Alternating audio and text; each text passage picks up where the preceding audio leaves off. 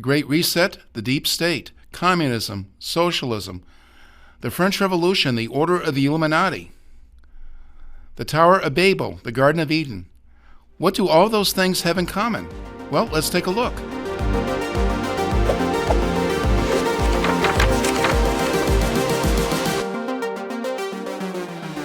This is Beyond the Cover with your host, Gary Benoit, and today we have with us Rebecca Terrell, who wrote a feature article for the November 14 issue of the New American Magazine entitled The Diabolic Origins of the Conspiracy.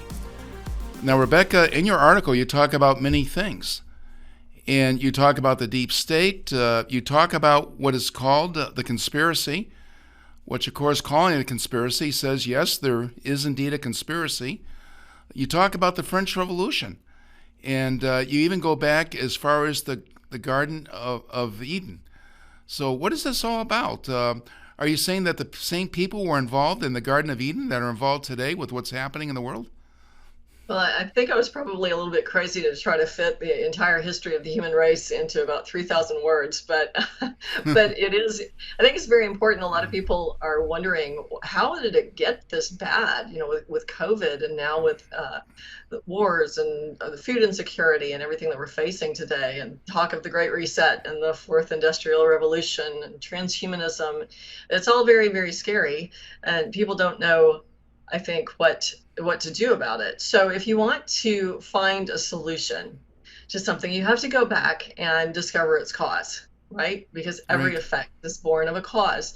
So that's why I wanted to do that, to say it's actually a very simple answer as to the origin of everything that's going on right now. And once you know that origin, you can figure out a solution a lot more quickly, a lot more easily. So what's the commonality? Well, the commonality actually goes back to the original lie that was heard in the Garden of Eden. And what was the original lie? That was you will be like gods. You know, when Eve took up conversation with Satan, who had possessed the serpent. And that's the big lesson right there. Is the first thing that you should never do is strike up a conversation with the devil, because you're going to lose. And he convinced her, even in her state of innocence, to defy God, to stand up and say, not thy will, O God, but mine be done, rather than the other way around, which is what our Lord said in the Garden of Eden. Not my will, but thine be done. He undid that. But, the devil was very clever. He didn't outright say, hey, go eat that fruit to Eve. He simply said, why can't you eat that fruit? And isn't that the way of propagandists? Even today, they just bring these things up, just to plant a seed. And we see that all throughout the history of the human race. And that's what that's the way I tried to paint that and give that commonality, where you see that happening over and over and over again throughout history. And when you do try to get in that conversation with the devil, you're going to lose. And that's why we have this history of wars and poverty and persecution of humanity that we have. Well, let's go from the Garden of Eden to the Tower of Babel.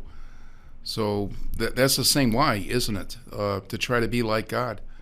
Right, exactly. And they were trying to build the tower, and people will say, oh, that's just those are just fictitious stories. No, well, we know from more than just biblical authority that historical annals record that there was a Tower of Babel, and it was Nimrod who said, he wanted to build a tower to the heavens so he could be like God. But we have to remember too that he wasn't working alone, and that he had everyone underneath him working toward that tower too.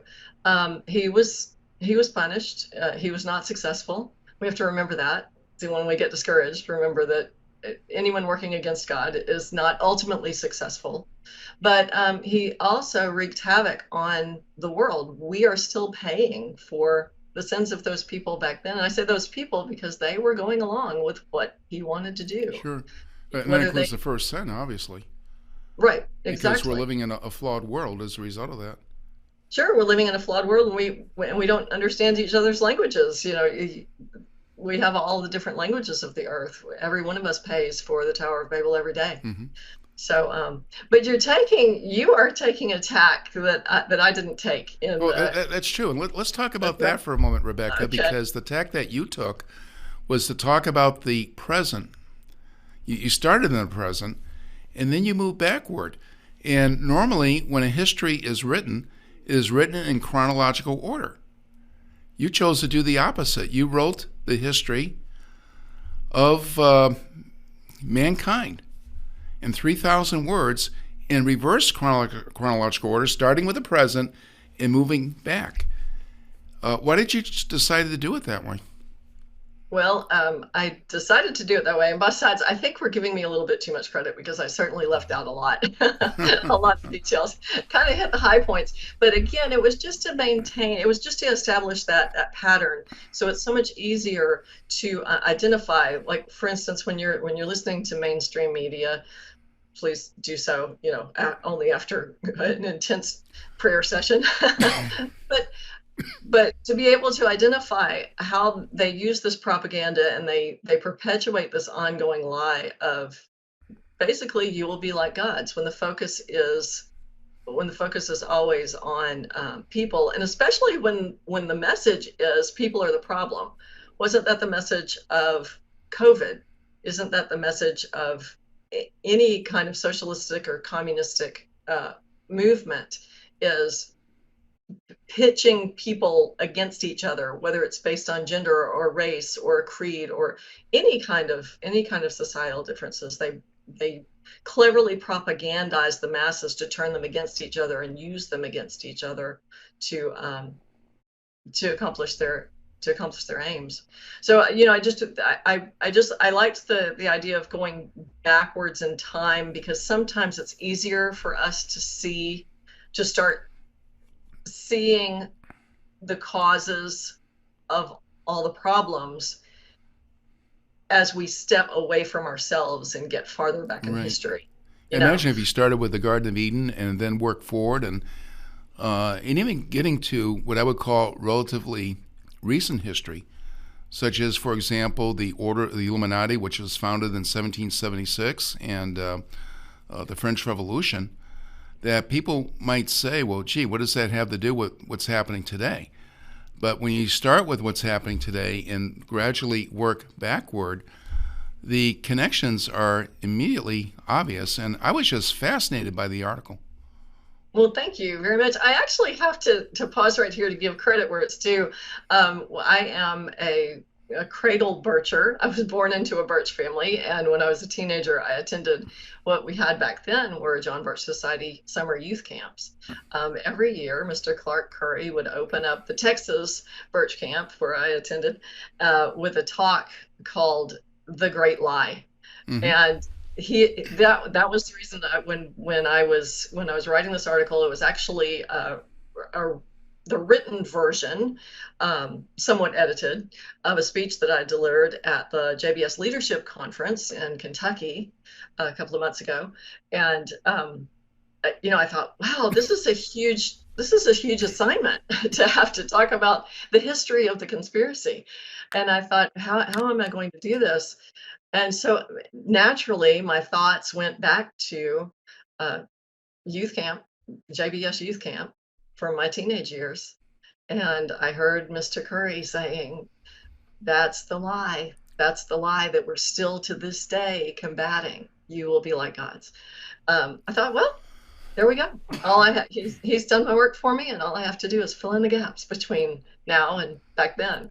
So, It's kind of ironic, isn't it? Tragically ironic that people who may claim they do not believe in God, because obviously communism is atheistic, but yet they war against God and they want to become gods themselves. there was a very interesting documentary. It was a six-part series produced in 2017 by National Geographic, talking about um, the Fourth Industrial Revolution, the Great Reset. Of course, they didn't use that term back then because that hadn't been introduced yet, but it was talking about transhumanism and all of the plans that these orchestrators of the fourth industrial revolution have in store for us. In the fourth, I think it was the fourth episode, they actually, the series was framed around building a new Tower of Babel. And I'm not kidding. They actually said that. One of the commentators, actually, one of the interview subjects mentioned that through the technology in the fourth industrial revolution, we will be able to become the gods that we once worshipped. He actually said that line.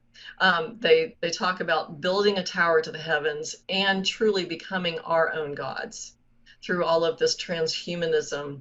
Now, the series was billed as science fiction. The problem is they are actually accomplishing all of this technology. We know that our own military, our Department of Defense, since 2016, I believe, has been working with nanotechnology, injecting it into servicemen. The servicemen can, by that technology injected inside of them, telepathically communicate with computers, and the computers can answer back. We know that Francis Collins, who is the now retired, was the head of the National Institutes of Health, Anthony Fauci's boss, attended in 2018 a conference at the Vatican called the Morality of Immortality, where they are actually planning how to make it so we don't die.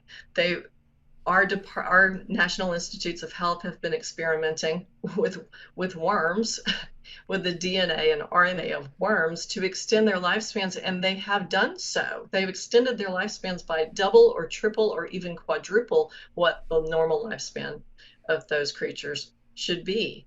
And they left that conference, again, held at the Vatican, what a scandal, with the short-term goal of extending human life by about 70 years and the long-term goal of extending life indefinitely. And again, that theme of immortality was brought up numerous times in that documentary published by National Geographic. And in fact, it was called Year Million, which does not actually literally mean a year million. It just means this is what we have planned for the future. This is what is in store for the human race in the future. They're discarding the need for God, supposedly.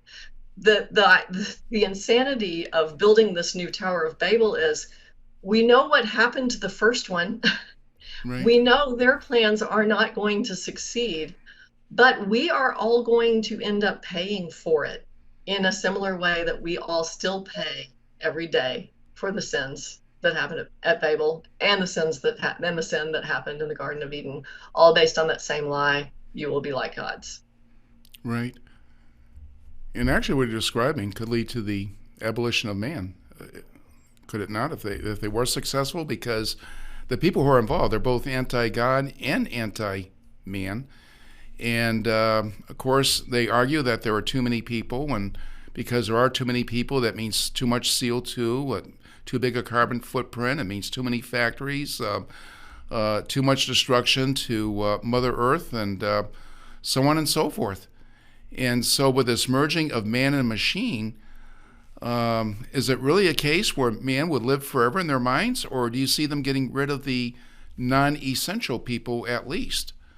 Oh, sure. And that, in fact, that's part of their plan too, to get rid of the deplorables and replace them with artificial intelligence. And that's the unique thing about this fourth industrial revolution. Always in the past, human strength was replaced by machine, but now human intelligence is supposed to be replaced by machine. And certainly, yes, their goal is the abolition of most of mankind. However, again, they deny God.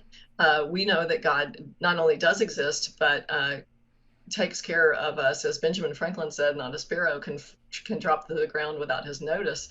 Right. Of course, that was a paraphrase from the Bible.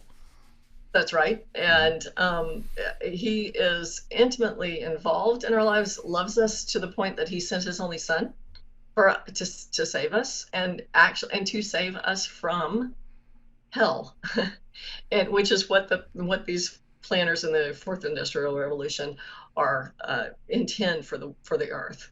So we know we know the last page.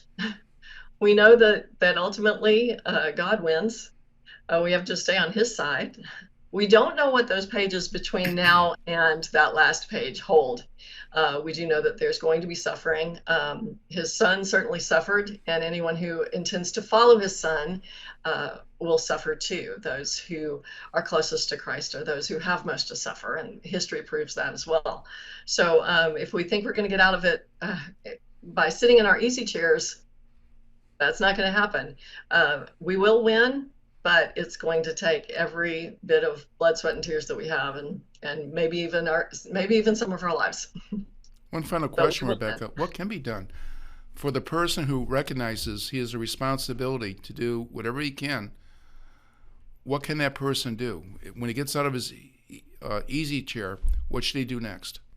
Well, first and foremost, of course, prayer is essential. But prayer, if you say that you're going to just pray and let God take care of the rest, that's a cop-out. That's a coward's way of handling things. God puts us here for a reason. He gives us 2 arms and 2 legs and a brain and the skills necessary to take care of ourselves. We have to work very, very hard to defend our Constitution. Our Constitution acknowledges that our rights come from God. If we let them take that away, we're going to end up as a Southern Canada, basically, with a Constitution that says the rights come from government, and government can take them away whenever they feel like it. So we see the effects of that right now, because that's how Washington acts now and has for years, with the bureaucracy up there. But to work hard, the best way of figuring out what step to take first is to join the John Birch Society, because we already have all of those action plans laid out, and keep our fingers on the pulse of exactly what needs to be done and when. So those are the 2 things: pray and Birch. Sounds great. So thank you very much, Rebecca. So glad you joined us once again on the program. And of course, we recommend that everybody read your article, The Diabolical Origins of the Conspiracy, that appears in the November 14 issue of the New American Magazine. And we'll have a link in the description to this video that people can click on to go to that article. Thanks. Thank you, Gary.